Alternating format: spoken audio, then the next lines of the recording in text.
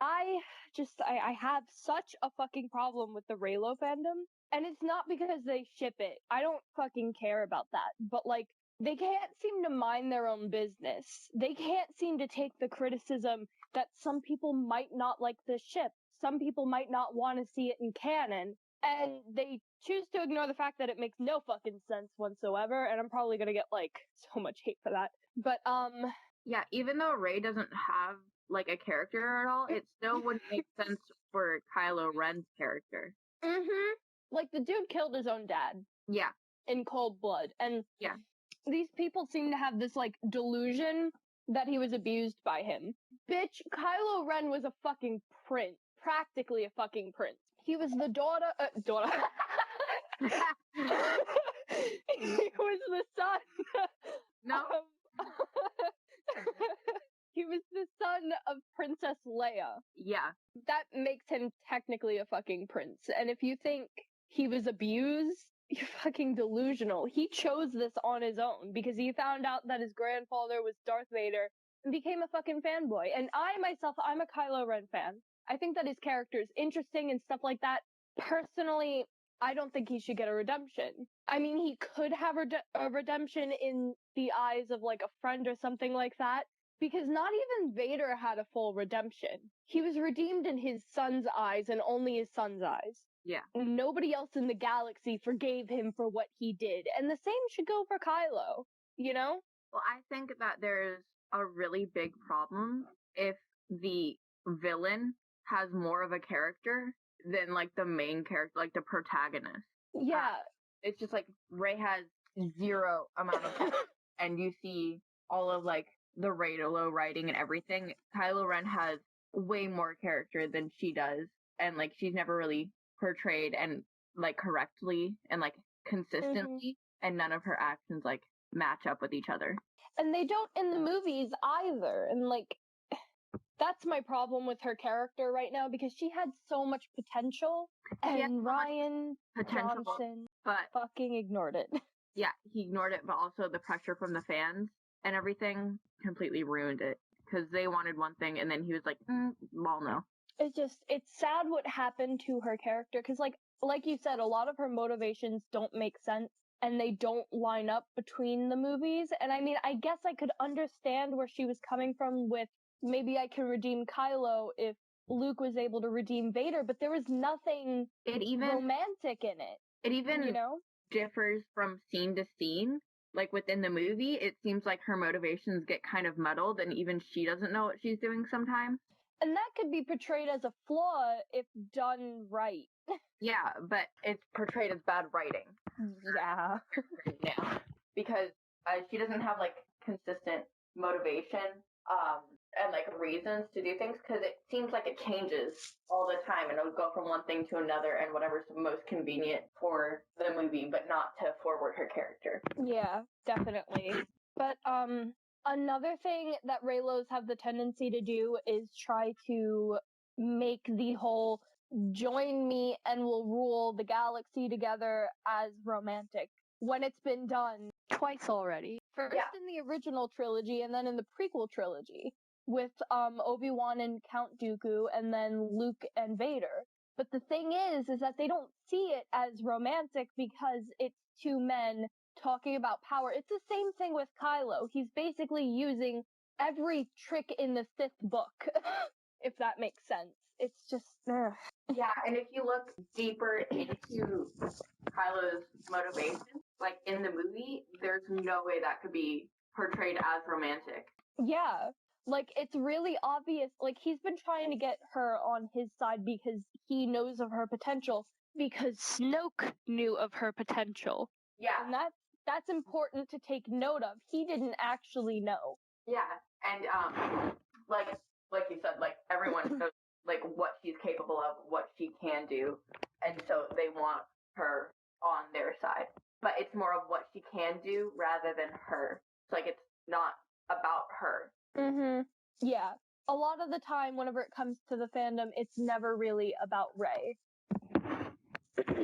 And I think that that's the problem. And it's not me talking like a feminist, basically. I care about writing.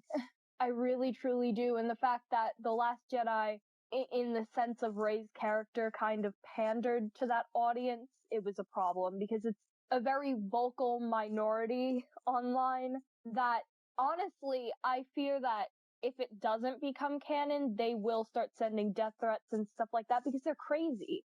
They think that the antis don't like them because they ship this and that they actually care that they ship it, whenever it comes to me, I know that I'm against it because whenever I go online and I look up Star Wars, it's everywhere. I ended up blocking the tag on Tumblr, and every other post was blocked because it was tagged with Reylo.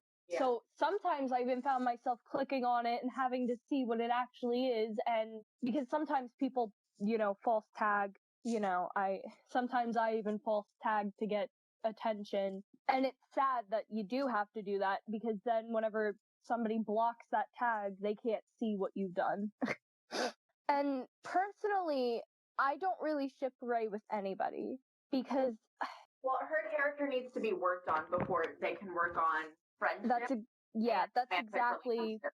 exactly what I was going to say. Because when it comes to write her, they skirt completely around her character and almost avoid developing her on purpose.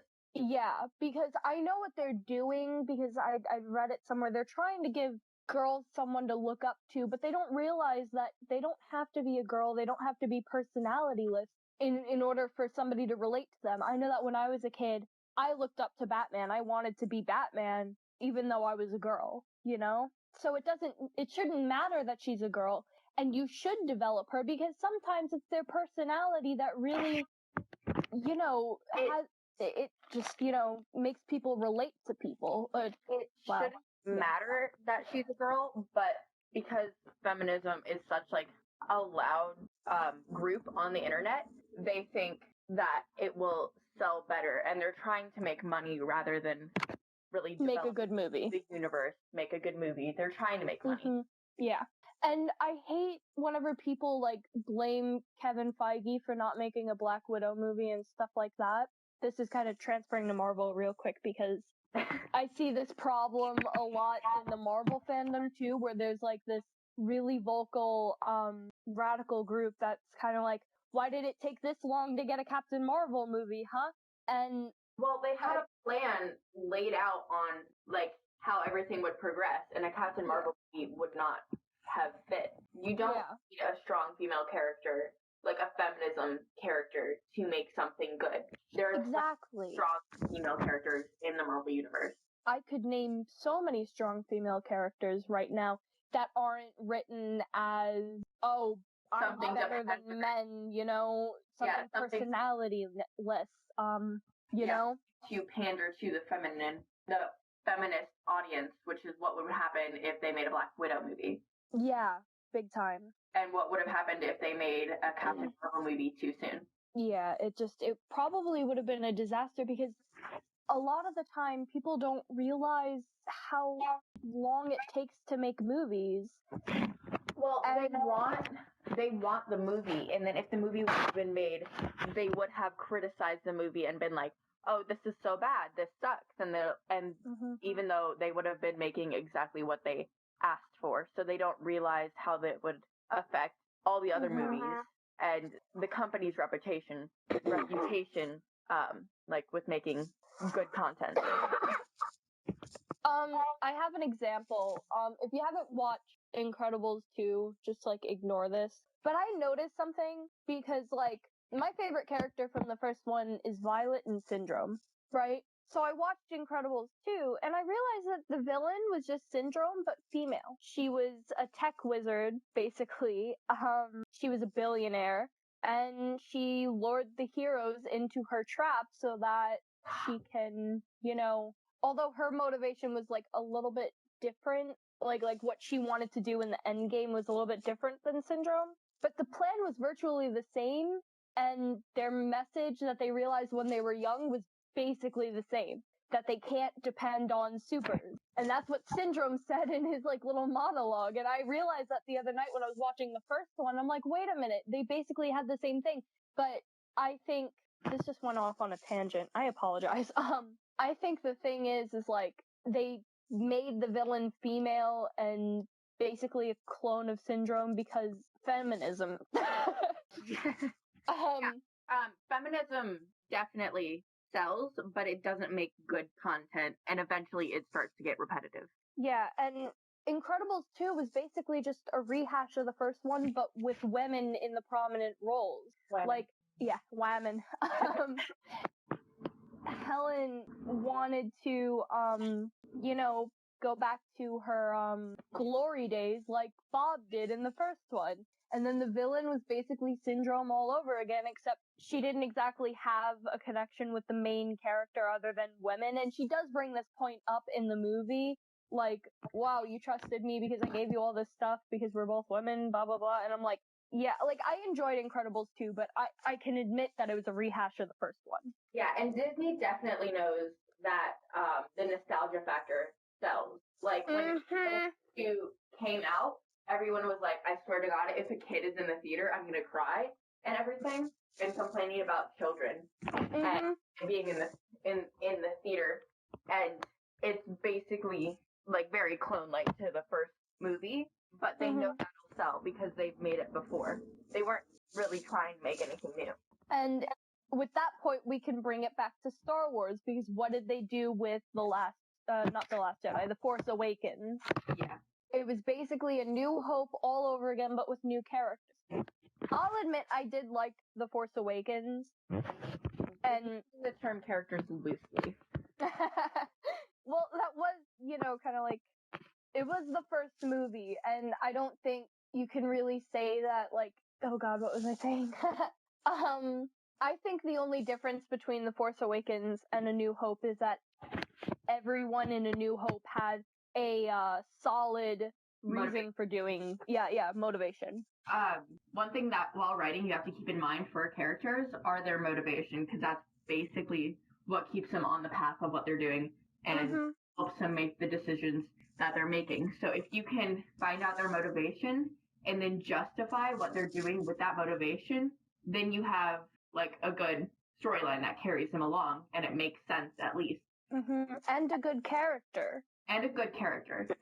And now we bring it back to Rey. And a good character has flaws. Yeah, the character needs flaws. And personally, I think the reason why Rey isn't working right now is because they tried to make her past her motivation, trying to figure out what happened, but it doesn't fit within the overall narrative of the story. Like, her parents are whitewashed character. She, like, everything surrounding her is kind of muddy. You don't really understand her flaws or motivations or why she's doing anything at all. She's just kind of there going through the motions of a character without being one. And I think the problem is like, I'm looking back at Rey and I can't think of anything better for her. Cause like, her character, they really just kind of ran it into the ground with The Last Jedi. Yeah. And I think that was definitely their flaw, like their huge mess up there. Because again, I feel like she did have potential in The Force Awakens, because I could see she had a ton of potential in The Force Awakens. Yeah. Like, personally, I always liked the idea of Rey being a solo. I know that, like, the whole thing was Rey's a Skywalker and stuff like that, but I think even though she did kind of renounce the name, Leia is still a Skywalker, so if she is a solo, it makes sense, and it would give her the motivation. Solos and Skywalkers are very, very similar within the universe, and they're really closely entwined.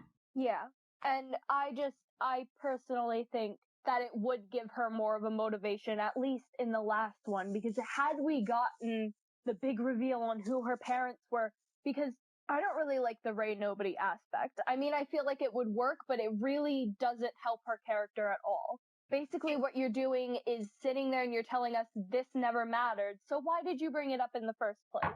Well, it would work, but I feel like with how little we have to go on her, it would be kind of pointless, because that's kind of a big thing involving her. Like, they remade an entire scene of when she was younger to say, oh, we don't know who her parents are. With Judith Grimes, nonetheless. I just recently found that out, and I found that to be hilarious. That was great. So saying that she's like, nobody would be pointless, and that's kind of a big thing, and they set it up to be a big thing. And definitely with the original thing, there was like this big shock of like siblings. So if Kylo Ren and Rey were related, it would bring it back to the first like trilogy original movies. Yeah. Yeah. And be kind of a cool. She would still be a Skywalker. So like people who wanted her to be a Solo would be happy, and the Skywalker part of the fandom would be happy because they can like, you know, be like, oh wait, but Leia's still, you know, and don't get me started on the scene from The Last Jedi. I feel like that would make a lot of sense because of the fact that the Skywalkers and the Solos are very closely intertwined. Now, it would make sense to join them in having a child like Rey. It's just... And in the first one, it was a parent offspring rivalry, and it would be really cool if it were a sibling rivalry.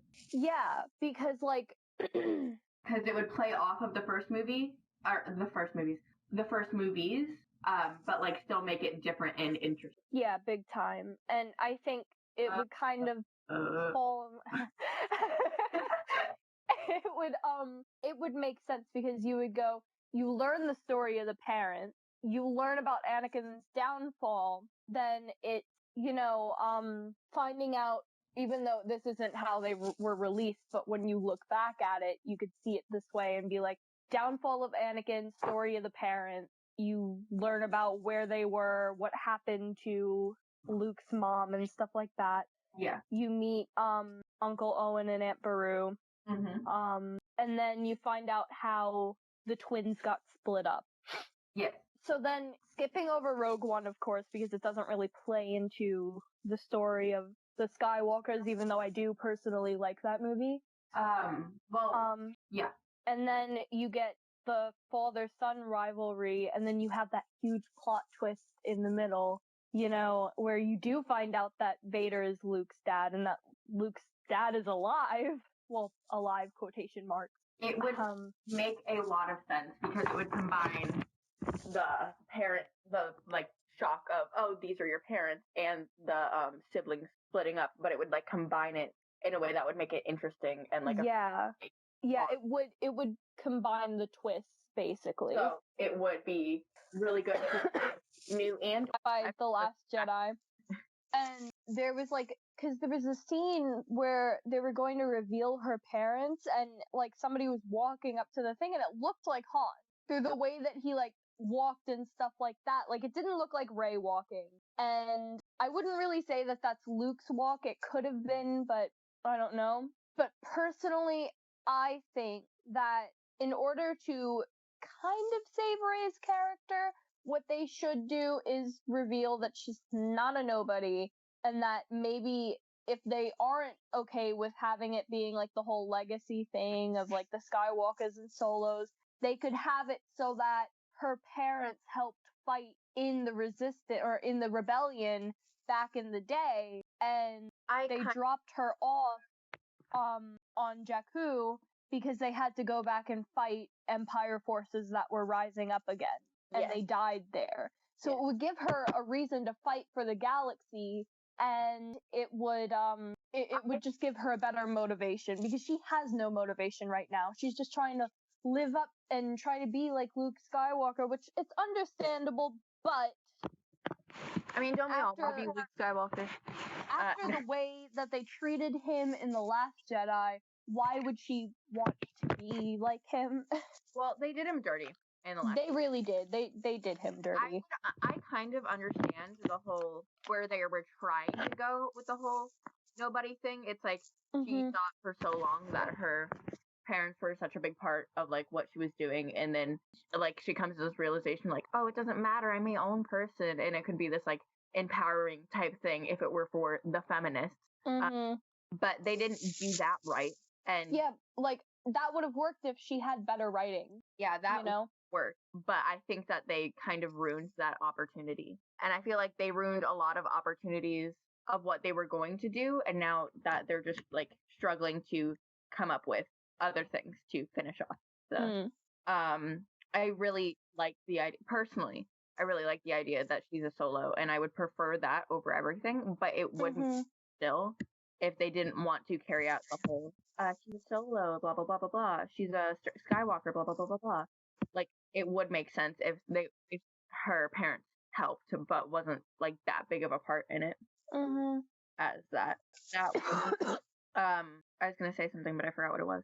Well, I was going to say that, like, the whole Skywalker thing, unless she was like Anakin in the sense that, like, you know, someone got pregnant through the Force, I don't really like that idea, because then that means that Luke ended up, unless, like, he just, you know, casually slept with someone. Yeah, that doesn't make sense for Luke's character at all. Yeah, because, like, Luke, like, he saw what happened to his dad. He saw how he got manipulated by, you know, the dark side of the Force in order to save the person that he loved. So it would make sense that Luke would stay away from love, which is why I'm kind of against the idea of Mara Jade, but let's not get into that right now.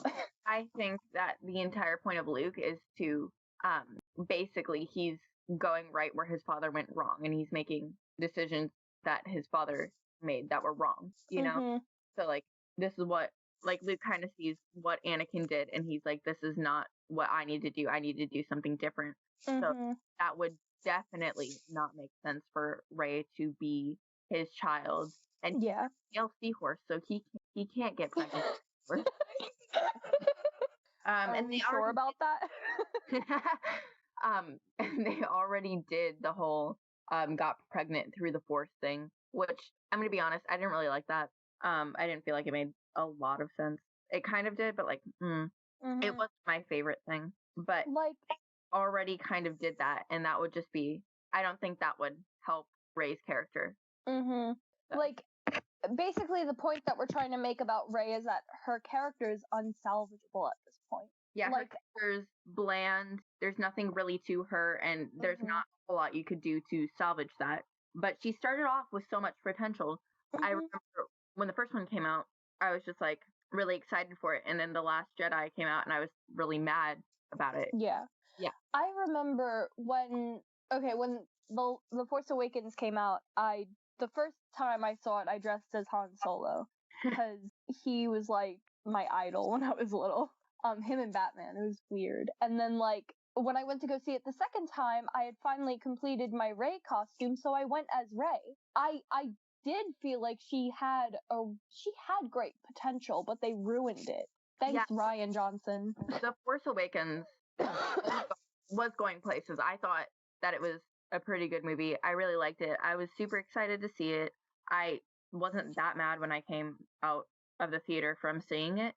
And the problem isn't really there. The problem is with The Last Jedi. Yeah, it's not where they started that's the problem. It's the second movie. They have to clean up the mess that was The Last Jedi, and I don't know how they're gonna do that in one movie. Yeah, it's the direction that they chose to take it. And I think they tried to take it in so many different directions that it became super muddled and no one really understood it. And it wasn't that great of a movie. And one great thing about Star Wars is that you don't have to watch all of them. Like, you can, but you don't have to. Yeah, I skip the Phantom Menace whenever I can. They can stand alone. Like, you don't have to, like, have a Star Wars marathon every single time you want to watch a Star Wars movie. Like, you can just on and be like, oh, that was a really good movie. You can't. Although, whenever it comes to The Force Awakens, I mean, you could pretend that The Last Jedi didn't exist, but, like, once episode 9 comes out and you want to have a marathon, you're probably just gonna have to leave that sequel trilogy alone. Yeah. Or come up with your own canon on what happened between 7 and 9, because a lot of people did not like The Last Jedi. Yeah, a lot of people did not like The Last Jedi. I don't want to watch The Last Jedi ever again, but I know that I'm probably gonna have to. And The Last Jedi is different from a lot of the different movies because that one can't really stand alone. It has to have another movie with it to even make any sort of sense, and it's still. And even within universe, it doesn't stand on its. Like, it doesn't stand within universe, and it barely stands on its own as its own movie. Yeah, it barely stands, and that's something that all the other Star Wars movies has, except for that one. You can just watch any other movie alone, or you can skip a movie if that's not your favorite. But, like, you can't do that with this. Yeah, because it ties right into the end of The Force Awakens. Yeah. And that's episode 9, there's going to be a huge gap if you don't watch it, and that's the sad part. So again, thanks, Rian Johnson. Yeah, so not only is it a horror movie, it can't stand on its own, which makes it different from all the other ones, and honestly, a huge letdown. And it kind of ruins marathons when you're wanting to watch it, because you can't just stop at The Force Awakens. And then even if the next movie is good, like you would still have to watch that. And it just makes me mad every time I see it, and I don't want to watch it. And the thing is that I get into arguments with my dad over this movie, and I've honestly gotten sick of it, because I sit there and I'm like, I don't really like The Last Jedi. I will bring it up sometimes, and then my dad will be like, you're wrong, and I'm like, am I though? Well, the way they set it up is that you have to watch it. Yeah. And like they don't give an option. Yeah, I kind of wonder if they did that on purpose now. I think they did, because again, they're trying to make money. They really are, and that's the sad thing. And it's very apparent throughout the entire movie that they're trying to make money. Yeah. I watched Solo. I didn't go to the movies to see it because I was a part of the boycott thing. But I waited and I kind of pirated it. And I felt bad about it because I love Star Wars and I want it to live on. And I know that it will, because there are those super fans like my father who will watch that stuff. Like he doesn't like the Phantom Menace, but he watches it no matter what because it's a part of the story. And I'm like, Dad, you can really just skip it. Can skip it. It doesn't involve anything, but whatever. Yeah, like the biggest thing that happens is Qui-Gon dies. Darth Maul is introduced, but if you don't watch the Clone Wars or Rebels, which whenever it comes to the Clone Wars, what are you doing? Darth Maul wouldn't matter that much to you, but then you get to Solo and it will matter a little bit, but I'm not done with that. But like, no one really asked for Solo to be a movie. Exactly, and that's the thing. That's what I brought up when I was arguing online with someone who got mad at the fandom for not really wanting a Cassian TV show, because they claimed that everyone was racist because he was a man of color, as she put it, and they didn't want it because of that. And I'm like, no, it's just that they didn't ask for it. It was racist, and she completely ignored my comment when I had said nobody wanted the Solo movie, and it was a movie about Han fucking Solo. Everyone loved him. Yeah, everyone. But nobody wanted to know where he came from or how he got the name Solo, and I brought that up, and she never, commented on that. She just went, I wanted a Cassian show, and I'm like, yes, a few of your friends might have, but the majority of us are like, why are we getting this? We've been asking for Boba Fett, which we're getting in the form of The Mandalorian, and we were asking for Obi-Wan, which we never know when we're gonna get. Well, I think it would have been better if they left. Like, Solo, it's a good movie. Like, it's not bad. It really is. Like, I enjoyed Solo. Yeah, it made me sad that I had to boycott it, but it had to be done. I also think that I think it would have been better if they left him without that origin story, because he didn't need it. Mm-hmm. And I still love the Solo movie. I like it, but like, I don't think it should have been made. And it had me questioning what exactly they were setting up with Darth Maul at the end, and if we're ever going to get an answer to that. Well, I mean, it's just kind of a mess. Everything they're doing is just kind of a mess. It's disorganized, it's muddy. Mm-hmm. And they're just kind of losing sight of what they're trying to do, and so it's unclear to the fans of what's happening. Mm-hmm. And it's a lot like what the DCEU has been doing. And I'm excited for Aquaman and I'm excited for Shazam because I feel like those two look great. Yes. But they keep pumping. Oh, I'm also excited for the Joker movie with Joaquin Phoenix in it because it looks really good and I'm really excited for that. Huh? It looks amazing. It really does. But like, I'm going to bring it back around to Marvel for a second. Marvel's done this thing where they've established a whole cinematic universe, and now you're seeing that as a trend everywhere. It's with the Conjuring universe. They're doing it with Star Wars. Star Wars already had like this whole thing, but they're like branching out more with it, and they're doing it with DC. And I don't think that they should. I don't think that it has to be done right. And with everything they're doing with Star Wars, with branching out and everything, the information that they're putting out there isn't the information that we want, and it isn't the information that would further concrete what they're trying to. Yeah. With the whole cinematic universe, they're number one, with Marvel, they're doing it very well. They're connecting all of the movies, which makes it great for fans. But they also all stand alone, which is you just want to go see, like Black Panther alone, which a lot of people did. So they're doing a lot right with that, and so it's being received. A lot of people love the whole cinematic universe idea, where it's like a TV show kind of type thing. I can't remember what show it was, movie it was that happened, like, maybe it was like a couple minutes before Infinity War. I think it was, Homecoming. Homecoming, yeah. Yeah, it was Homecoming. You see, even though it wasn't that cliffhanger like The Force Awakens did, it still worked well in the sense that it took place right before Infinity War happened, because they didn't leave us with a cliffhanger with that one. Yeah. Like, you didn't see him get on the bus and then see the wheel, you know? Yeah. It was just like, oh, what's Spider-Man gonna get into next? And then you cry. It's like, oh, Peter, you wacky boy, what are you gonna do now? And then he dies. That's what he's gonna do. I'm so upset about it still. But oh, don't even get me started. Oh, and Ragnarok. Holy shit, how did I forget about Ragnarok? That's my favorite Marvel movie. Ragnarok is so good, and it's so well done. It is. And the thing is that one happens literally moments before Infinity War. Like, that one ends right before Infinity War. And don't get me started on, okay, hot take, the Raylos are Thanos sympathizers.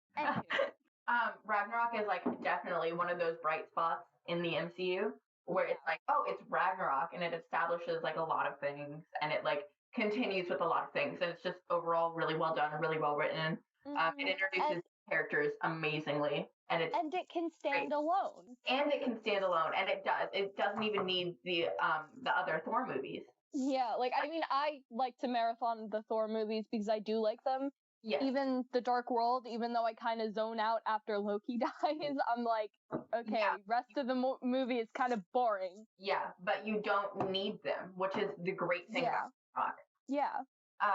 But the whole MCU cinematic universe thing where, like, everything is connected did really well. So a lot of people are seeing that success, and they're like, I think that we should do that with what we're doing, but they're not writing it well, so it's epically failing. And another thing, and I hate comparing Marvel to DC because I love both equally. Yeah. I really, truly do. I grew up watching DC things. I grew up reading DC comics. And I only really started getting into Marvel like a couple years ago when I started reading the comics and stuff like that.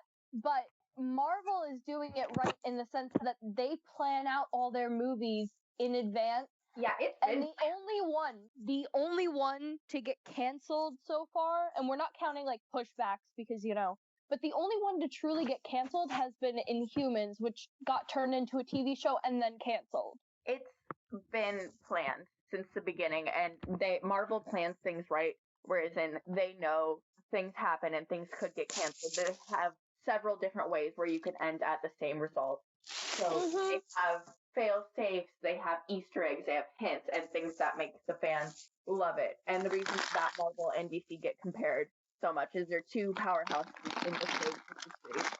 So naturally going to be compared by fans, and there's naturally going to be people who love Marvel more, because I'm almost the exact opposite of you, where I grew up watching Marvel things and doing Marvel things, and then got into DC. Like, you can see where our passions lie and where and what we watched when we were younger kind of grew into how we are now, because you love Spider-Man to death. I love Spider-Man. I've been watching Spider-Man since I was young. Yeah, and you're like, love Batman. Yeah, and we're both kind of like experts in their canon because we were interested beyond the movies, and you know, that's something that's been happening now. And like, the thing is like, for me, whenever it comes to Marvel and DC's movies, I've been enjoying Marvel's more. Yes. Because they get the writing right. Yeah. I'm a part of the minority on this, but I did not like Margot Robbie's Harley Quinn. I didn't either. I don't think it's well done, and they're, like we were talking about earlier, they're kind of doing Harley Quinn dirty a lot. Yeah, recently. yeah. And even in her solo comics too, like I haven't really been enjoying those. I feel like they're trying to change her character, but they're doing it in the wrong way, and it just gets the fans mad. Yeah. And the thing is like a lot of people are like, well, she's on her own now. She needs a different personality. But when she was in her own solo comic where Joker hardly ever showed up, she still acted the same. Yeah. Because deep down that was her personality. And I just have such a problem with the way that they chose to portray her. And I know that it's a teen movie and that they can't explore everything at once, but they got the costume fundamentally wrong. Definitely. There's so many things that went wrong with that fucking movie. There's so many things that went wrong with Suicide Squad, but one of the biggest ones is Harley Quinn. And definitely. And the motherfucking Joker. Oh my god. The Joker, yeah. They didn't need the Joker in there. They really didn't, and that's why we came to the decision not to put him in there. They're trying to separate Harley Quinn and the Joker, like within the comics. They're like trying to separate it a bit and being like, oh, she's on her own. That kind of erased a little bit everything that they were doing. Because they put him in there, and he did not need to be put in there. Obviously, the Joker is a very big part of what Harley Quinn is. Yes. So not referencing him is almost impossible, but they did not need to put him in the movie, and it would have been so much better if they hadn't. And if they did want to put him in the movie, God forbid it. Not afraid the way they did. I love Leto. Jared Leto's a very talented actor. He really is. But how do you method act a character wrong? He completely missed the mark on the Joker. He really did. And he was method acting, which means he did not understand the character at all, and he completely missed the point of it. And the character's aesthetic was all wrong also. Oh god. Horrible. I cried when I watched that movie because it was so bad. It brought I just couldn't. I felt so sick. I was like not okay with it. I had such high hopes for the movie. I had high hopes when it was announced. I know that Margot Robbie is a very talented actress. I love Margot Robbie, yeah. But then I saw the promotional pictures. I saw the Joker, and I immediately went, this movie is not going to be good. And my dad told me to give it a chance, because a lot of people had the same reaction to Heath Ledger's Joker. I don't know why I couldn't say that.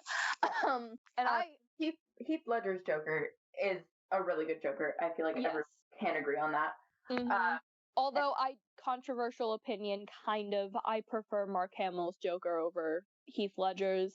Like, I can appreciate what Heath Ledger did in that universe, but I feel like once it bleeds over to comics, it doesn't really fit right with the Joker's personality. Yeah. You completely wipe part of his personality away, you know? They do, but I don't think that's what they were trying to do. So I think what they were trying translated really well, but if you were to connect it to the comics, it would not make sense. I agree with that.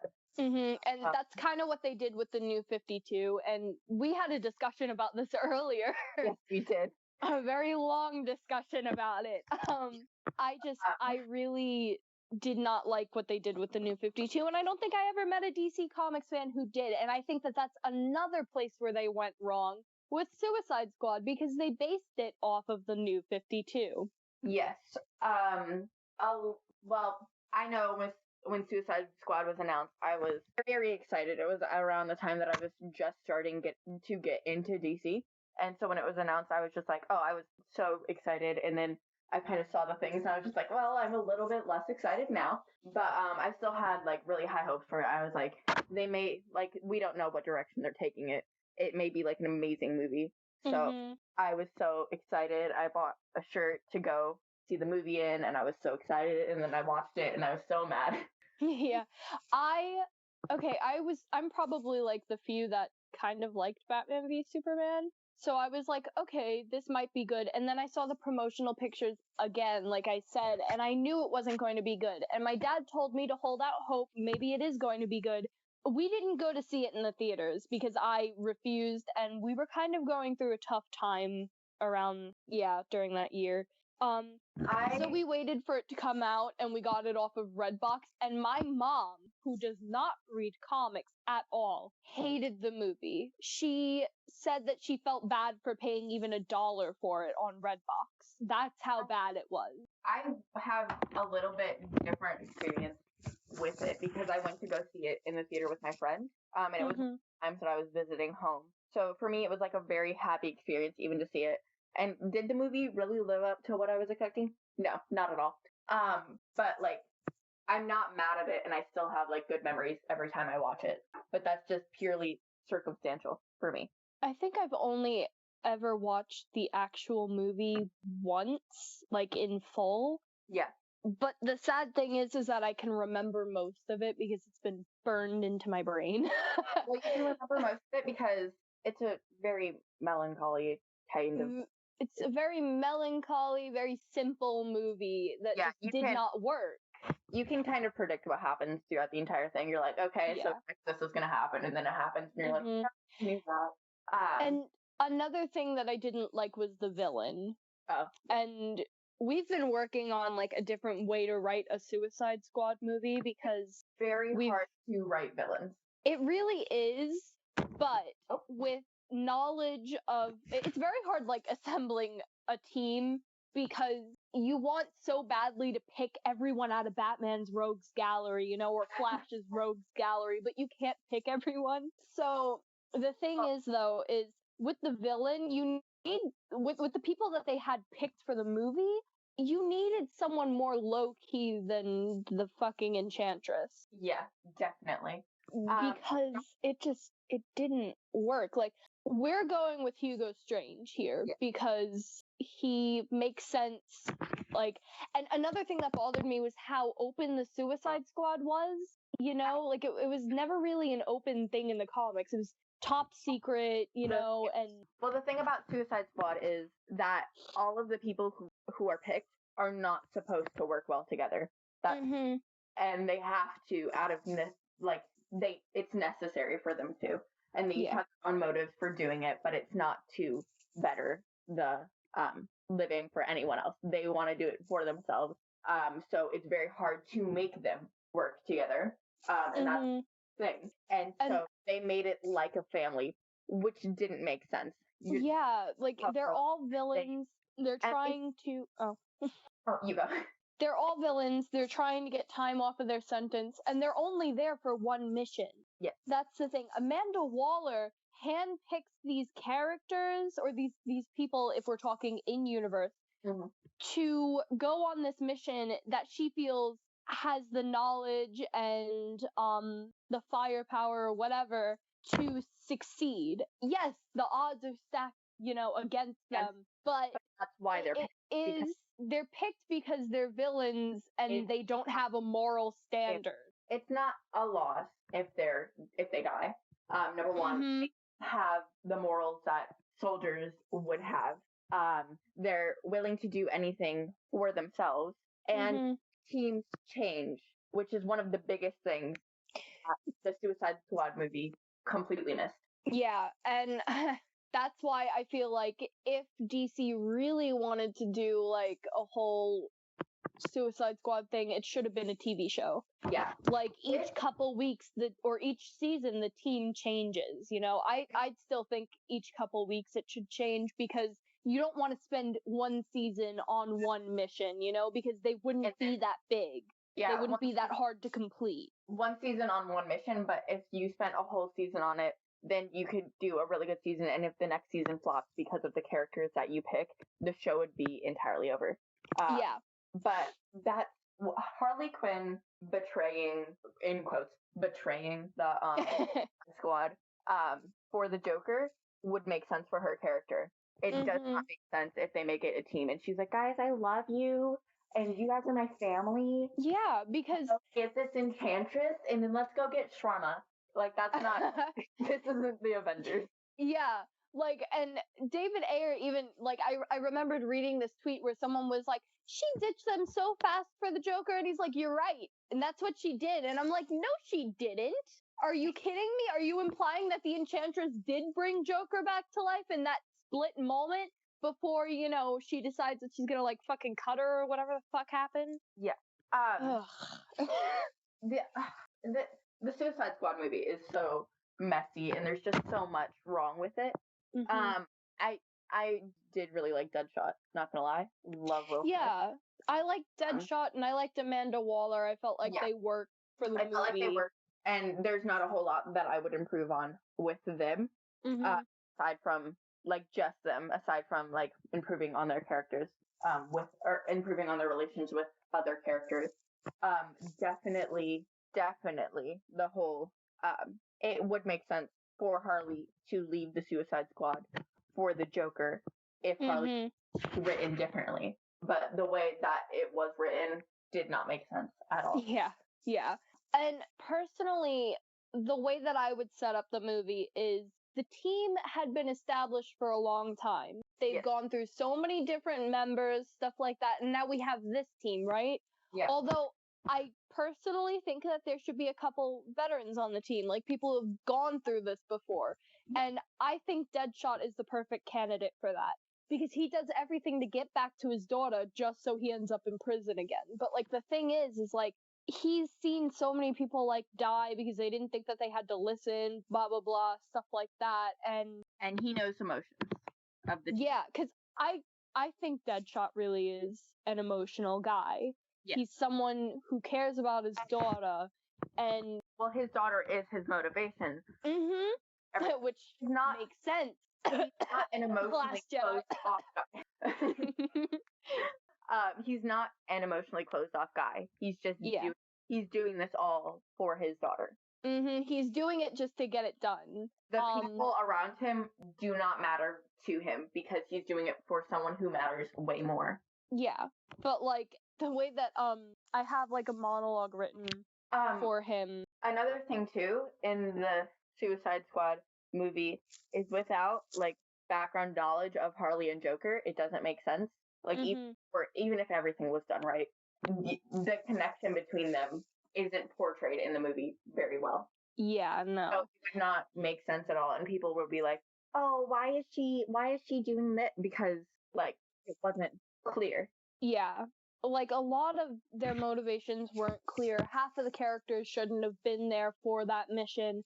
And honestly, if the Enchantress existed, the Enchantress is such a dumb idea.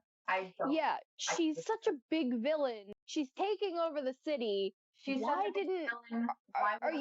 Are you trying to tell me that the Justice League didn't have fucking time for this, or Batman or Wonder Woman or somebody didn't have time for this? Yeah, she's such a big villain, so why would you bring in people who can, shoot a gun, hit someone with a bat? Like, no. Yeah, like, it makes no sense. Like, Deadshot could have been, like, relatively useful in a way. Like, the way that I like to see it with Deadshot is, unless, like, this is, like, a mission where he has to go in and assassinate a whole bunch of people, Deadshot is there with Rick Flag to make sure nothing happens, because he never misses. So if somebody tries to run off, Deadshot's like, oh, I think the fuck not, bitch, dead. Deadshot is the failsafe for the team. He's not, none of the characters made sense for the Enchantress. Using the Suicide Squad for the Enchantress would not make sense at all. Because they're all just normal people, but they're bad. But, like, not really. They're, like, the good fluffy bad, you know? Yeah, like, they tried to make a Guardians of the Galaxy and kind of failed. Yeah. Because with the Guardians of the Galaxy, they weren't exactly bad guys. Yeah. They were good people. They were, like, morally great people. They were... Yeah. Had motivations set, and they were moving towards their motivations, and then the motivations changed, and it was done really well, I think. But, the whole thing where Harley Quinn just, like, stole a purse randomly in the middle of the movie. Oh, my God. Oh, yes, she's a bad person. No, show them murdering somebody, like, actually fucking killing somebody, and then you'll believe it. A citizen who would be stuck in there. Like, rather than helping them, it would just be easier to kill them. And then Rick Flag could be like, you guys are bad people. I just snatched a purse. No, sweetie, you didn't. Yeah, it was really poorly written. And I just realized how bad of a tangent we went on. So I think when I do post from Star Wars to the cinematic universes to Suicide Squad. And trying to fix every little problem within it, which I don't think any person can do. Honestly, with that movie, you just need a whole new movie. Yeah. You need to write a whole new movie. Yeah. Moral of the story is Star Wars is fucking up. DC has fucked up. And they're wrong. Yeah. Fire us. Yeah. But, what was I gonna say? I don't know. Okay. You know what I want to talk about? Oh, what? I want to talk about Infinity War. Oh, no. The little, oh no. Okay. That fucking scrotum face purple bitch. They did surgery on a grape. Huh? They did surgery on a grape. Oh my god. I have a problem with the first 10 minutes. I have a problem with the all entire movie. Yeah, like, okay. Spider-Man shouldn't have died. Yeah. Doesn't make sense. Please. Loki shouldn't have died. I don't think he's dead because I'm not dumb. But like, well, Loki's this been dead so many like, times, but not, you know? Yeah, like if Loki had really died, if anything, Hela would have been like, "Get the fuck out of my room! I'm playing Minecraft," and then boop, he's back. Yeah, boof. He's not dead. And my thing is, meme review, You're is that telling me that he fucking has he's a god, number one, and he has all of these tricks and magic and illusion, and he decides to fucking stab the bitch. He just went snap. No, that's not how that works. Number one, he's not human. He would not die like that. He's not even Asgardian. The problem is that at the end, they made sure to be like, no resurrections, but us, we're smarter than that. We know that he would have turned blue, and he didn't look fucking blue, even though I've looked away so many times. The first time I watched it, he wasn't fucking blue, bitch. Loki is constantly fucking us over. I swear to God. But like he's not human. The entire point of his character and like the whole Asgardians and Loki, their character is saying that they're very not human, and then Thor is like kind of learning to be human and whatnot and whatever. But that's such a human way to die. They would not do that. Yeah. And you're trying to tell me, like, yes, he snapped his neck. Okay. But you know what? Thor was Loki's just out in the vacuum of space and he didn't fucking die. Yeah. And Loki has been through worse. Yeah. Like, it doesn't make sense, his death. So he's almost definitely not dead. Yeah. And if he fucking is, I'm gonna show up at the Russo brothers' house and be like, hey, what the fuck? I'm gonna have fruit on the Russo brothers' house. No, Jesse, don't. I will.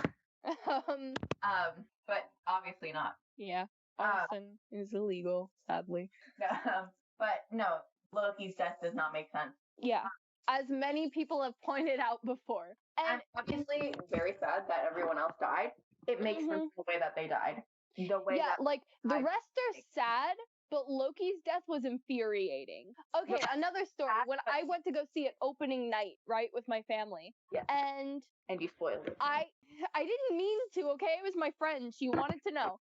Anywho, so what happened is I'm sitting there, first 10 minutes happen, I go to get up because I said it, I blatantly said it.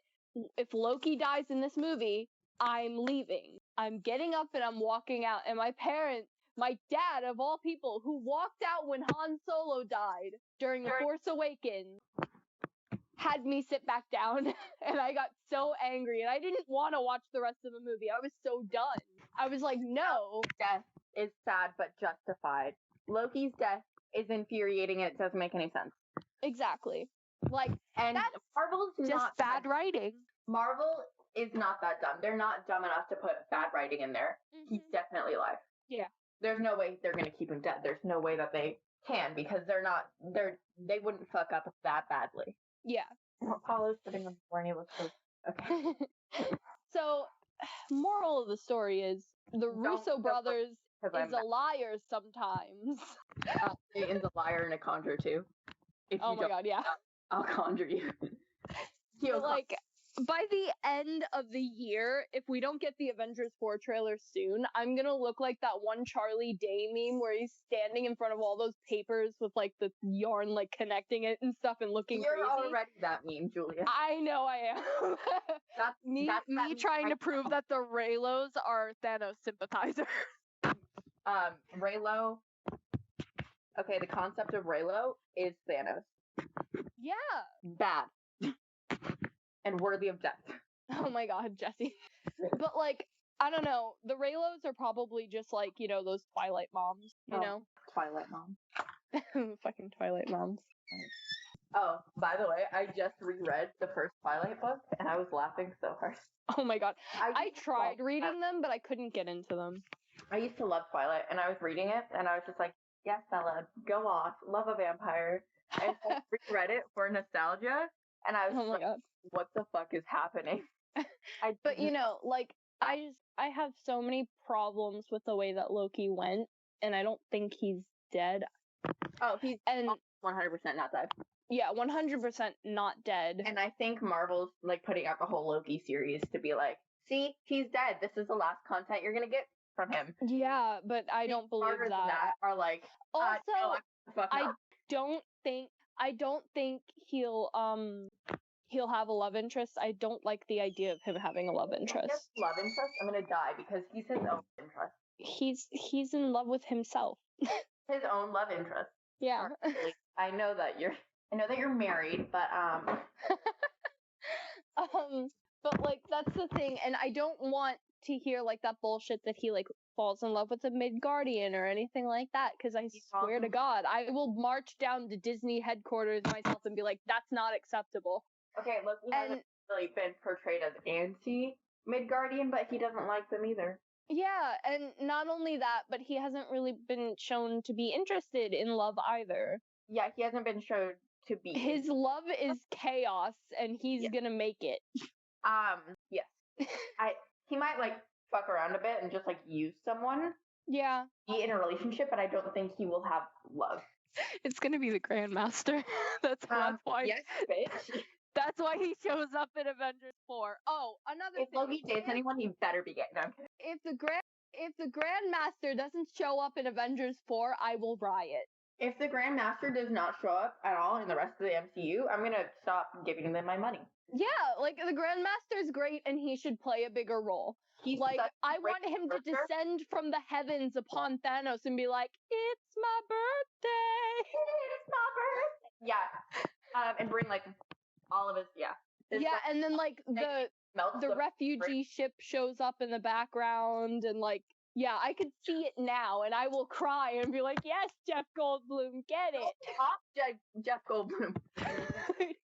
Yes.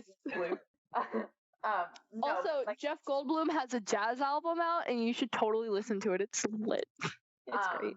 Anyway, Jeff Goldblum's such a legend. I'm sorry. Yeah, he's so great. He's so wholesome too. He is, but he also likes to be called daddy. Yeah. I don't think he realizes what he's done. I don't think he realizes what he's done, but I feel like he would be proud of what he has done. Yeah, yeah. But Jeff Goldblum, one, is so talented. To have him in the relation to the MCU, if they don't put him in anything else, that's such a small role for such a talented actor. You can't just not bring him back. Yeah. Number one. And number two, there's so much to his character that they did not put in to the movie.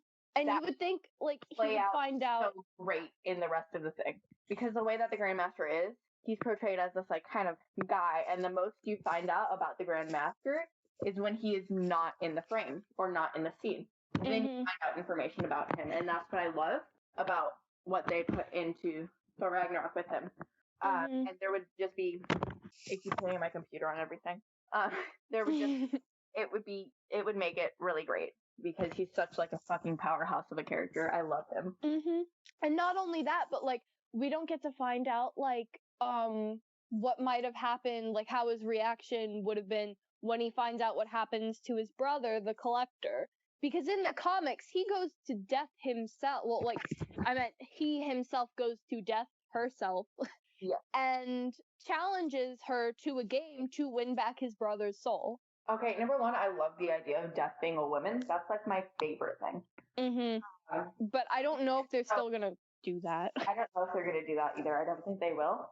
But it's just because they changed Thanos' motivations and like there's no sign of death. The idea of death being a woman is just so interesting because that's not something that you see very often. And sometimes she's a hot chick and other times she's a hot skeleton. Is this Undertale? I'm kidding. Undertale? Curse statement. Oh my god. But there's so many things you can do with the Grandmaster, and if they don't bring him back, number one, I'm going to be very upset, and number two, the Grandmaster is very, very much Marvel's comic relief. Oh yeah. Character, number one, and he hits it on the nose. Like, he's very, very much the idea of Marvel's comedy. Like, yeah, and he's so charismatic. Yeah. And I have a feeling that Avengers 4 is going to be really intense, and he's going to have to show up. Like, if they bring in a character like him, whoopsies. If they bring in a character like him, it will be great, because in the original Avengers, the banter between Tony and Steve was kind of like comedy. But now they're both jaded. With everything that's happened between Tony and Steve and Spider-Man and everybody that they've lost, and everyone that they've lost, they're going to be too changed to be that comic relief. And if they bring it back to that, I will be so mad, because that's not how it should be. So bringing in a character like the Grandmaster to be that in the movie would be such a great idea. Big time. Every time I do that, you're gonna do that, aren't you? Yes. You are the Grandmaster. I'm chilly. Oh my god. But yeah, like that's how I feel like it's going to go, because I don't think Thor's gonna be the one making quips. Yeah, no, Thor's lost too much, and he did lose a lot in Ragnarok. Ragnarok, and they're like, but he's still funny. But seeing his brother go like that. Yeah. Like, now he's lost his whole ass family. And everyone he's supposed to protect literally after he comes in of them. And if Korg died, I'm gonna riot. Where's Valkyrie? I'm sorry. I'm sure her, Korg, and Meek went on the ship, collected half of the Asgardians, and yeeted their way out of there. To the park to get the Grandmaster. Yeah, like, that's my theory. They went to go get the Grandmaster, and the Grandmaster is gonna descend from the heavens, like, or at least at Valkyrie. And then, because it's a familiar face, and the Grandmaster loves Valkyrie. We've established that. Yeah. Valkyrie will go get the Grandmaster, and he'll show up, and everyone will be like, who are you? And he's like, don't you know? I'm God. Yeah. He shows up, and, like, a new religion is formed to, like, worship him. Isn't there already one, though? You know, worshipping Jeff Goldblum? Yeah. Yes. It's called life. But yeah, true. But Valkyrie's that key kind of link between the Grandmaster and Thor and co. As Valkyrie is Thor and Friends. That's the new name for the Avengers. Valkyrie, yes. Thor's the link to Earth, and he always has been the link to Earth, and he's made relations with Valkyrie. So Valkyrie, realistically, is the only one that could go back to Grandmaster. And if she died or is not there for whatever reason, then it wouldn't make sense for the Grandmaster to just be like, yeet, hey, I heard my... Yeah, unless, like, she got, like, dusted in front of him or something like that, and she's, like, halfway in the middle of saying Thanos, and he's like, Thanos, I know that name, wait a minute. Like, Thanos card, I hit. Yeah. That's how Thanos card got made. The Grandmaster got so heckin' mad that, number one, his brother died, and number two, his pimp died, that he turned into Thanos card. Oh my god, yes. It's the gauntlet now, bitch. You don't have opposable thumbs. Yeah, and like... That's the end of Infinity War 2. Instead of it being Adam Warlock, it's just the Grandmaster. That'd be so great. My chili's cold! My god! Do your job. The bowl's warm, but chili is cold. Oh my god. Hi. But, you know, like, Grandmaster could really, like, turn things around. And you know what I want to hear at the end? Okay, first of all, I want Thor to live, because Thor is finally, like, getting his groove in the movies, you know? Thor's new groove? Thor. Yeah. Emperor Thor's new groove. I don't think that they're going to kill off Thor. If they do, I'm going to, because Thor is just such an icon. Riot. Yeah, and like, okay, so the way that I could see it is this is how it's gonna end. Most of the original Avengers are going to be dead. That's how I picture it. Thor. Except for Thor and possibly Banner, because Banner has not gotten his own movie. And Banner has 2 whole movies of his own. If you cut out everyone else, according to Mark Ruffalo, it's one Hulk movie. Yes. Mark Ruffalo is also an icon. Banner is gonna live. Thor is gonna live, and I think Black Widow will live. Yeah. So like the rest of the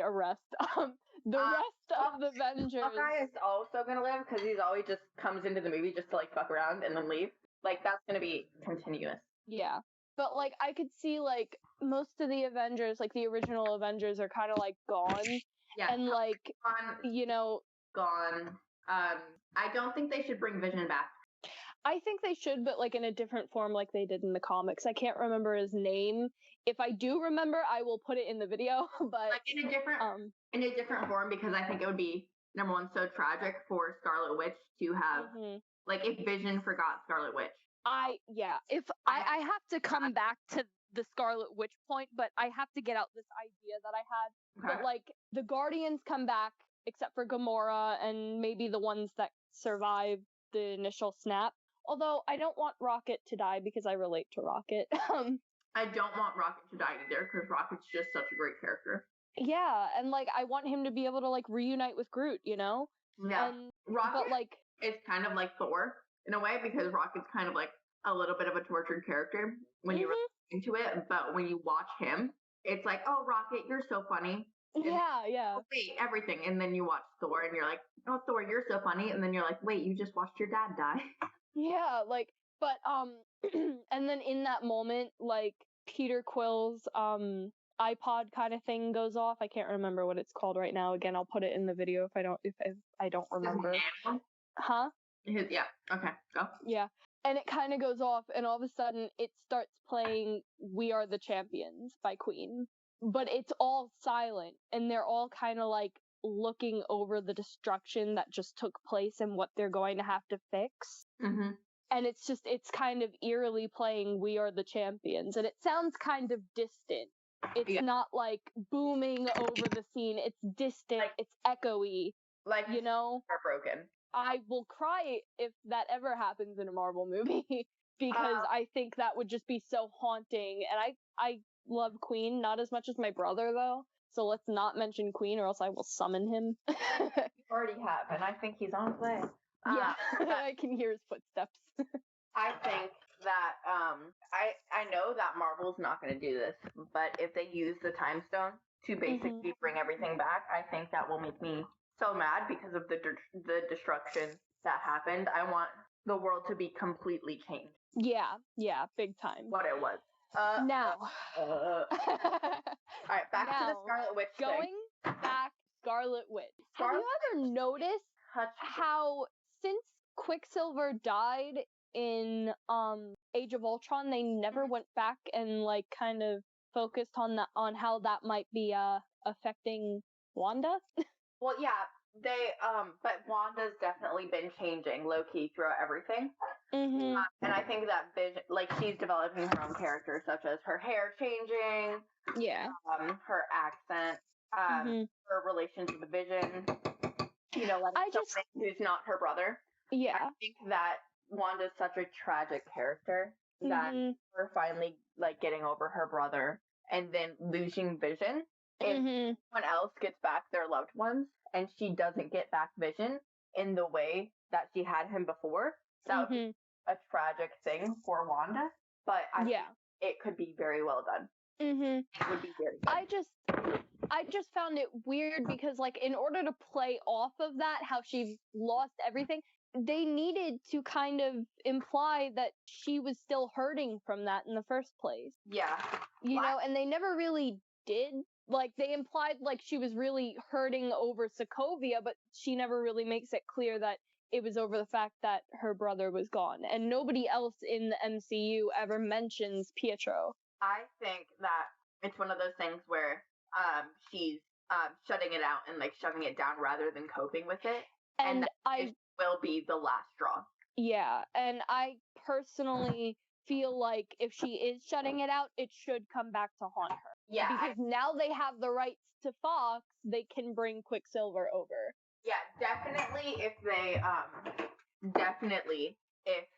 losing Vision will bring up, like, everything that she's been trying to shove down, because Vision's kind of like her rock, and I think that losing Vision would be such a great thing, and I personally really like what they've been doing with Wanda so far. Like, changing her without bringing up her brother, because anyone else, I think, would make that a huge part of her, where it would be essentially Scarlet Witch, her brother, you know? That would be the first thing, where they're kind of like, but here they're kind of establishing her, and then seeing her change, and then watching all that change be undone, and watching her have to grieve, not only Vision, but grieve her brother, I feel like would be really I think I really do like the implication that she does hide her feelings a lot. Yeah. Because I think that that's genius if you are going to have that come back and bite her later. Yeah, because Wanda, number one, the way that she grew up, she kind of grew up angry. And, you know, the whole thing with the Avengers, and then she was just, like, mad at them. She grew up angry, so it feels like she wouldn't be able to deal with things in the first place. So I think when mentioning her brother is kind of a good thing, because they know kind of like, oh, we don't fuck with that here. Yeah. So I really, really like what they've been doing. And I wonder if they are going to play with a multiverse idea, and instead of bringing Aaron Taylor Johnson back, they would bring in Evan Peters. I fucking love Evan Peters. I do too, but I feel like it would be an interesting concept. Like, it's her brother, but it's not the brother that she knew. Yes. I would love that. I want them to bring back Quicksilver. And it's not that he did a bad job doing Quicksilver. I just don't think that bring back the Quicksilver that she knew. So yeah, it's kind of like, you know, Peter Parker meeting Spider-Gwen. Like Spider-Gwen, where he, like, knows this is Gwen that died, but it's not his Gwen. Yeah, you know, and I feel like it would really play into your idea of having Vision come back as something that different to where he doesn't remember her. So now she has her brother back, but it's not really her brother, and she has Vision back, but it's not really Vision. Yeah, I think that would, number one. And then we can do House of M. I really think, number one, that would help her character, and number two, I think that it would help her build new relationships where she could have a relationship with this different Quicksilver, but not in the same way she had with her original brother, you know? Yeah. And where she could... Although we're not implying a romantic relationship. No, not a relationship. No. Because they would still be related, probably. Yeah. But okay. No, I love Evan Peters Quicksilver. I think he does it. I want him desperately to be in the Marvel MCU. Yeah, like, I think the idea is that you do merge these two, like, with the Avengers prevailing and stuff like that. I think that the mutants finally find it to be an okay time to reveal themselves, and they start trying to do good and stuff like that. And there's still people that, you know, protest them and stuff like that, and you can relate it to the real world and blah blah blah. But eventually Wanda just comes to, like, this breaking point, and she decides House of M should happen. Like, I feel like House of M needs to be a situation that you need to build up to, you know, and or even spicy chili, or even they do this thing where if it's a multiverse, mutants don't exist in the universe that we're watching everything play out in. They look Tony Stark, the genius that he is, Bruce Banner finds Tony Stark's research. Finds Tony Stark's research on the subject and continues it, and then finds out this multi-universe, and they're like, "Hey, mutants, you want to help us?" And they discover mutants that way, because I don't think I would like it if the mutants were living among them all along and they're just coming out now. Yeah, I'm on the opposite side on that. If they were going to bring out mutants, I think they should have done it after the first Avengers or sometime around there. Not now. I don't think now would be a good time where they were existing all along. But that's personally. I think the problem with this is because I don't think that they should do something so quick as open a portal, but at the same time, I do agree with what you're saying. Like, why would they hide for this long? And I feel like they should have had hints, like if they had the ability to, you know, put hints in there, like the way to start building up the mutants is to have it back in the first Avengers, where they're like, I don't think I like these superheroes coming out and doing all this stuff, you know, reminds me of those mutant people back in the day. Yeah. You know? Or if mutants were going to start revealing themselves, they would reveal themselves after all of the Avengers things, where they're like... Yeah, because, like, the thing is...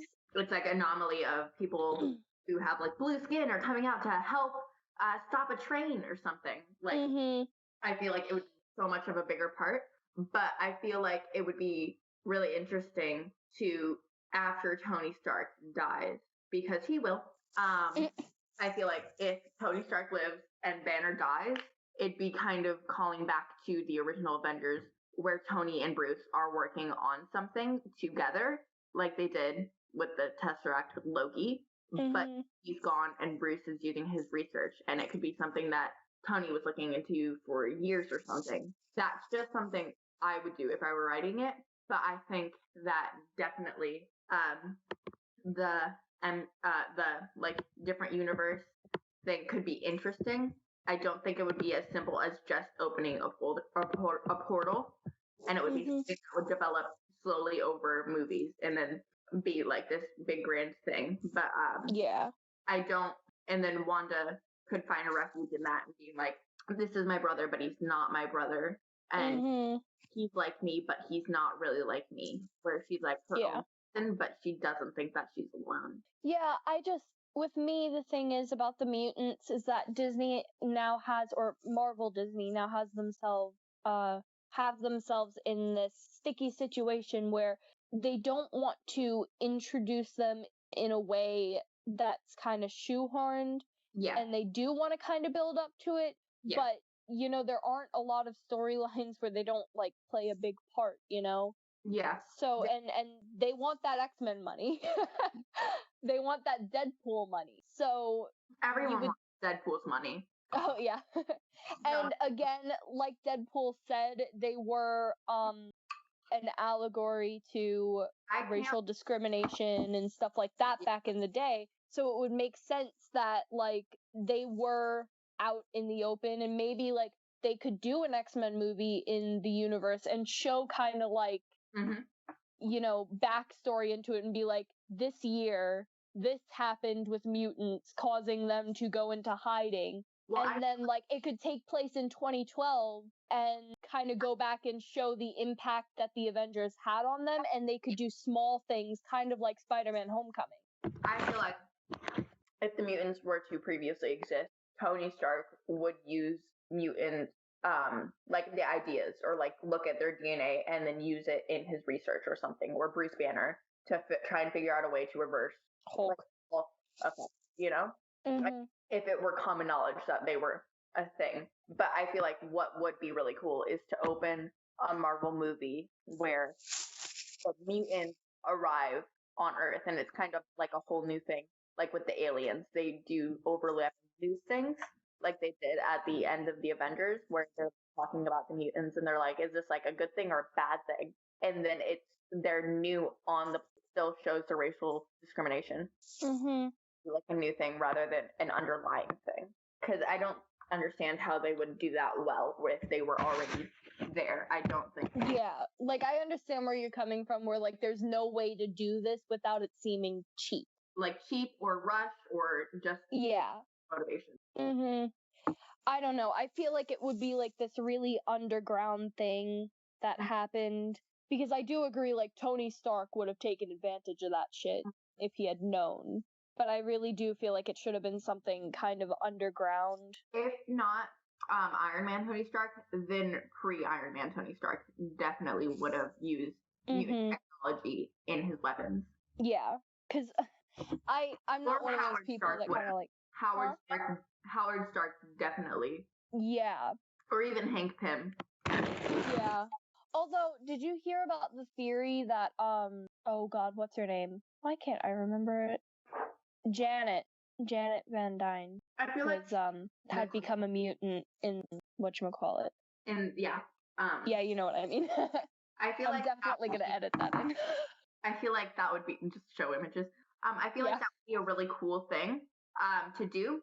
I also feel like it'd be really cool if the Janet that they brought out of the quantum realm isn't the Thank same. you, quantum realm. I just remembered it as I started the sentence.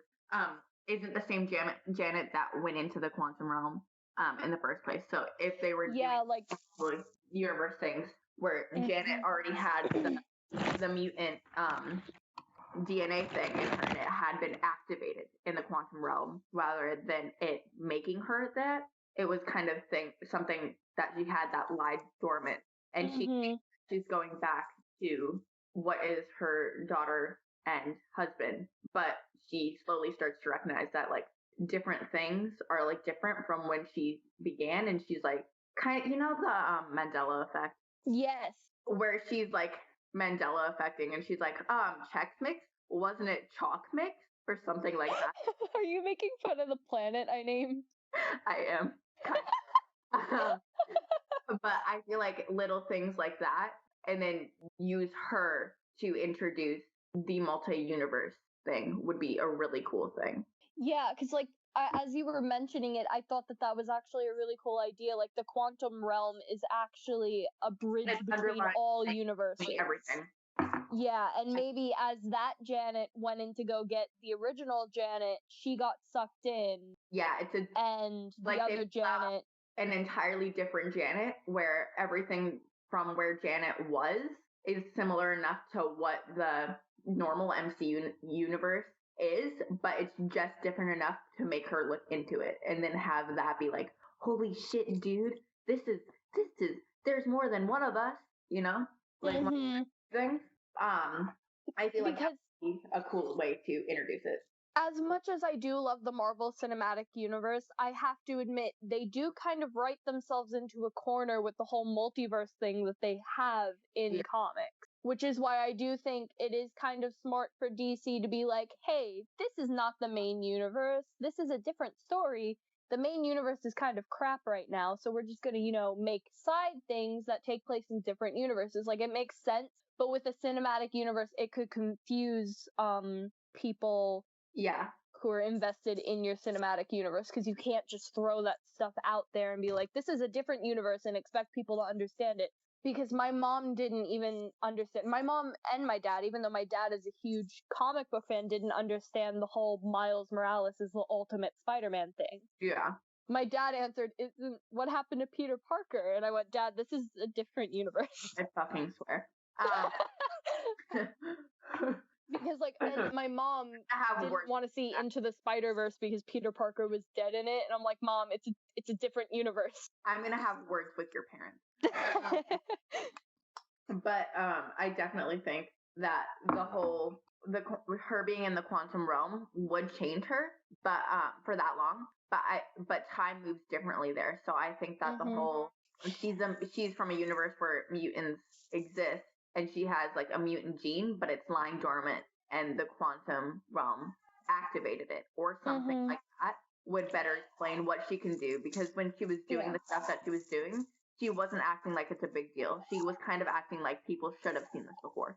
Yeah, I don't know. I do like the idea that people have mutant genes already, but they're just dormant. Yeah. And the idea that they could use like quantum realm particles to bring people back from the dust would make sense, and it would activate those genes, bringing mutants to the universe. But again, I don't really think it should be that drastic of a change, but I guess with a story like Infinity War, we have no choice. I think that after mutants are discovered to be like a thing, I don't think that they should bring them in for several movies. Like after that, they're like, they establish, yes, mutants are a thing.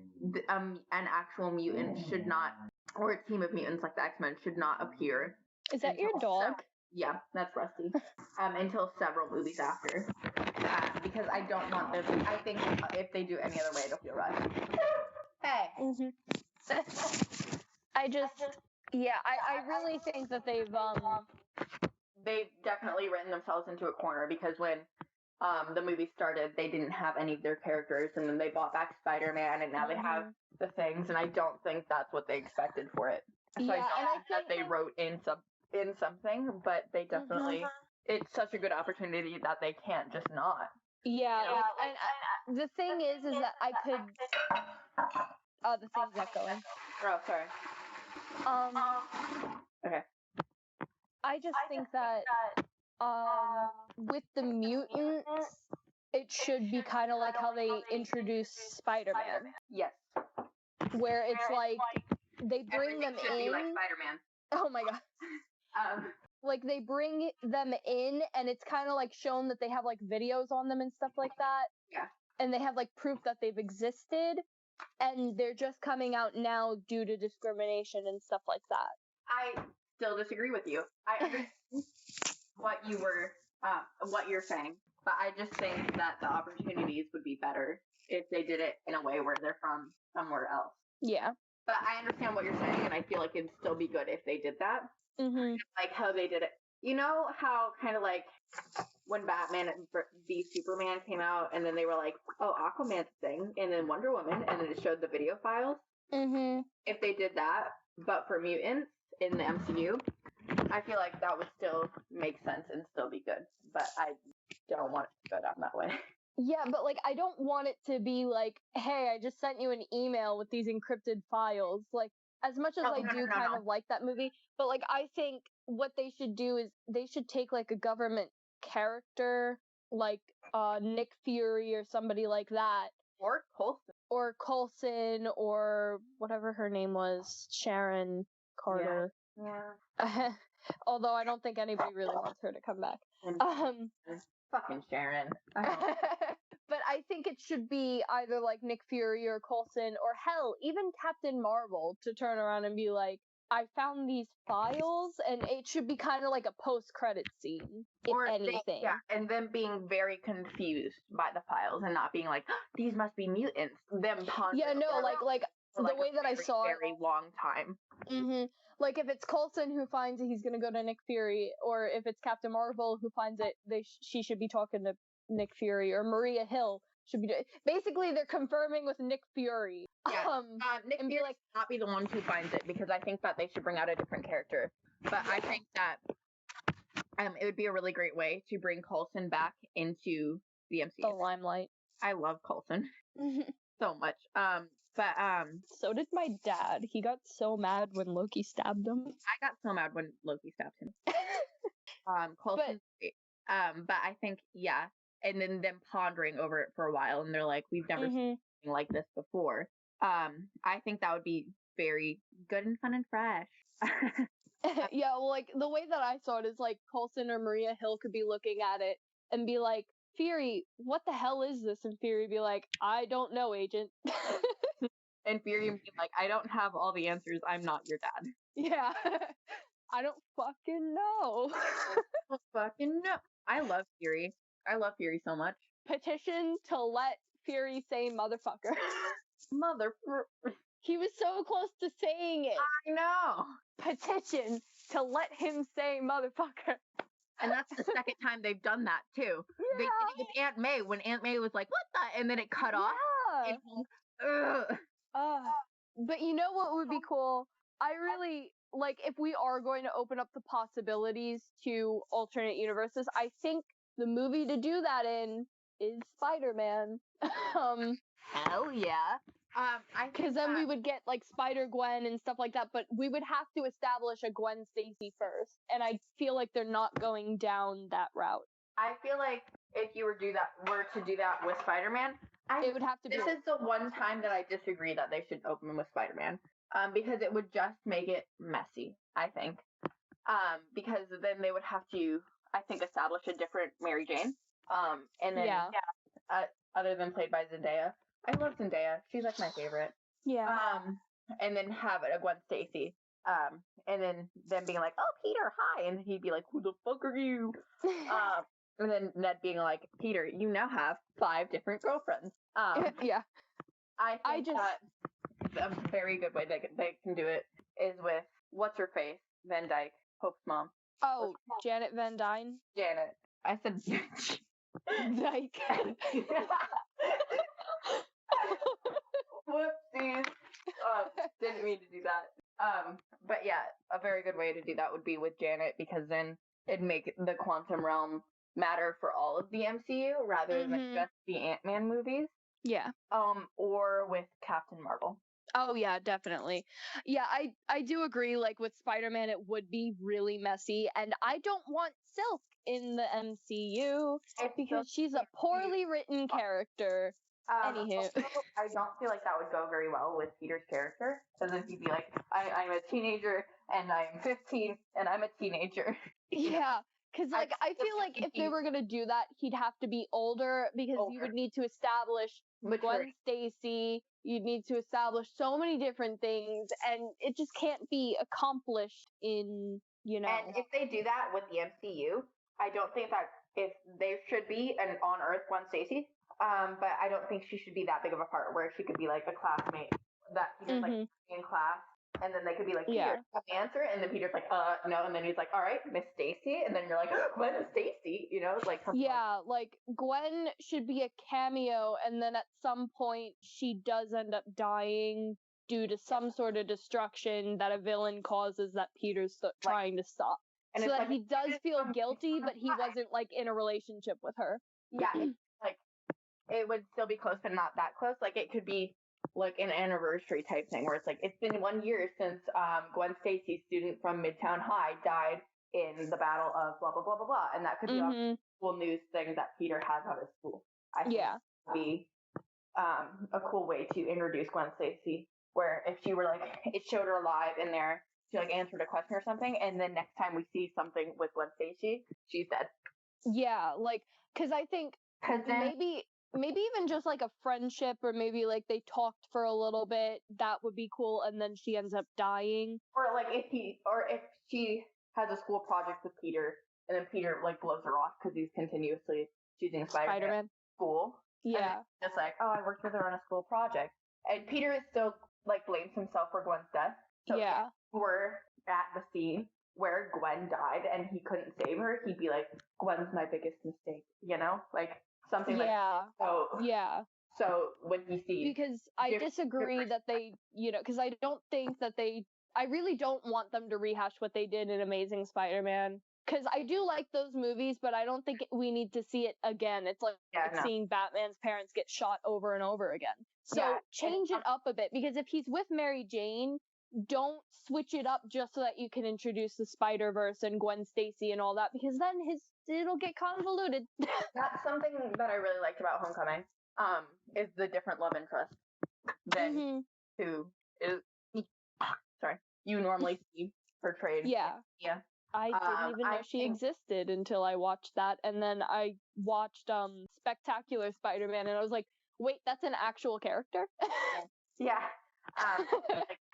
She's not normally portrayed in normal media, so I think that Liz was a really cool character. And then I think that Gwen Stacy's kind of the person that makes Peter Peter. So he could still blame herself for her death. And so if he were to see her differently, he could develop a relationship with her as a different Spider-Man, not romantically, as a Spider character, but it could still be like that shock of, oh my God, Gwen Stacy. And he's like, how are you? She's like, who the fuck are you? No, but she knows Peter. But but like she could explain that on her Earth they were in a relationship, but like he was never bitten by the spider, and they could like go over her Earth story, basically. Yes. And, like, don't really change that up too much, but, like, kind of emphasize how it is different by having them in a relationship, but he ends up dying as the lizard. Yes. You know? Yes. I think, that'd be very good. But I think that, if he were to see her previously, and, like, the group project thing would be a very easy way to bring her into it, because she's not on the debate team. Yeah. But if her to be in one of her classes and they have an interaction, and then later she dies in something that he thinks that he could have prevented, having him blame himself for her death, to be like, I'm responsible for this, would still do what it needs to do for his character, and do what it would need to do to be that shock if he were to meet her somewhere else. Here's an idea, because, like, I know that Gwen's, like, really smart and stuff like that from, like, the comics. Mm-hmm. Put her on, like, the robotics team or something. Yeah. And, like, or have her end up like a transfer student. Yeah, that's a good idea. But, like, I think that she should be, like, on some sort of, like, team, like the robotics team or something like that. Yeah. And, like, they have to do, like, a science project that deals with, like, building something, and you'd be like, well, what do you know about robotics? He's like, like, what do you know about engineering? And she's like, I'm Captain Robotics. Yeah. Yeah. You know? Show that. And, like, have her become suspicious of him because he's, like, you know, because Peter is, like, really good at, like, engineering and stuff. He's Spider-Man. Yeah. So, like, she'd be like, really? Yeah, show that other part of his school, and, like, his normal life. Yeah. Where he'd be suspicious, and then she, like, figures it out, and then she dies. Yes, that's kind of what I was, like, alluding to. Yeah, because then he would be still blaming himself for it, and it would do what needs to be done with the character of Gwen Stacy. Yeah. Marvel, hire us. Yeah, Marvel, hire us. Yeah, I think that's a really good idea. Because, like, Gwen has been done dirty in the past. Oh, definitely.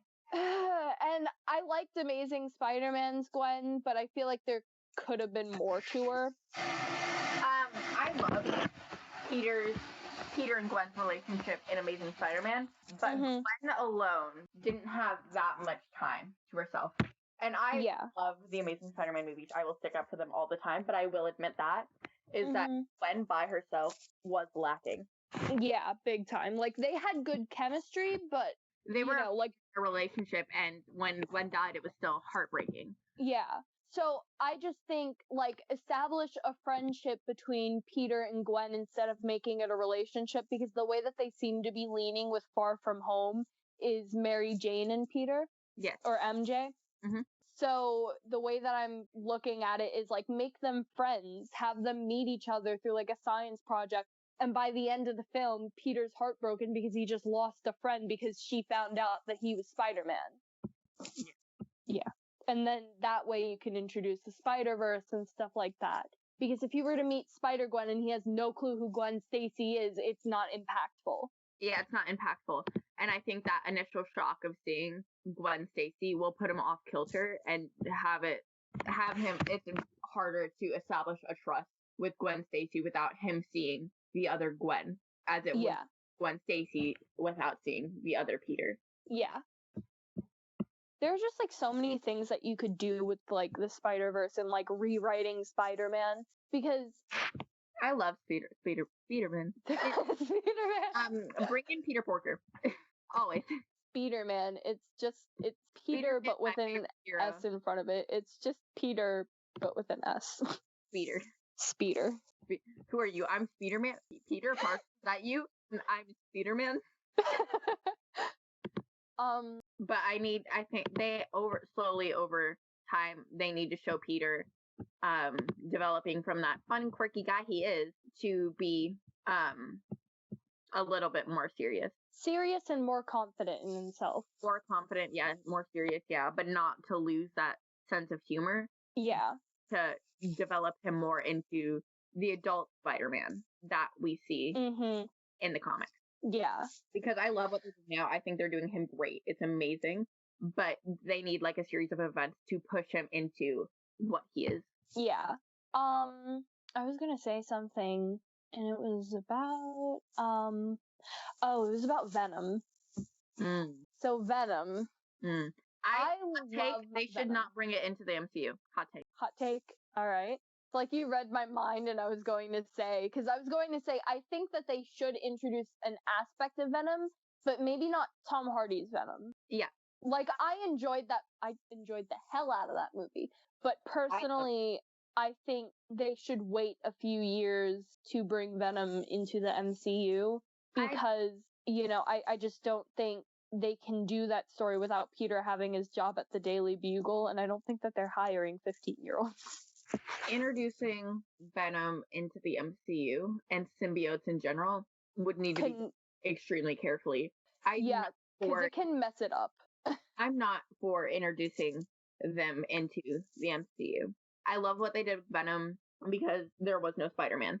Yeah. I love what they did with Spider-Man because there was no Venom. I don't see a way to do it well in the MCU connecting to everything else. Mm-hmm. Both together. I don't be good. I think maybe have Venom be a cameo, like if they're like in Guardians of the Galaxy where they're going through different planets, like they're viewing different multiverses. If they bring in multiverses, and then they view Venom, and then Venom turns around and he's like, ooh, you know, woo woo, woo woo, and then imagine like, that. Woo woo, and like a cameo like that would be good, where it's just like a split second thing. I feel like would, number one, feed the nerds. It would feed me. I would love that, but I think that they should not bring Venom in. I don't think that they should. Yeah, because Venom is kind of like a tricky character, and symbiotes in general are kind of tricky. And again, it plays into the whole, it's too late to introduce them into the MCU without it feeling shoehorned in. Like, tacky or... Yeah, like Spider-Man, he was introduced well because, like, Tony had known about him. He'd been reading about, like, the Spider Dude. And with the age that they introduced Spider-Man, if they brought him in any sooner, it would have been weird. Yeah. I think that they did Spider-Man perfectly. Yeah. I just, with Spider-Man, there are so many things that could go wrong with introducing Venom. Yeah.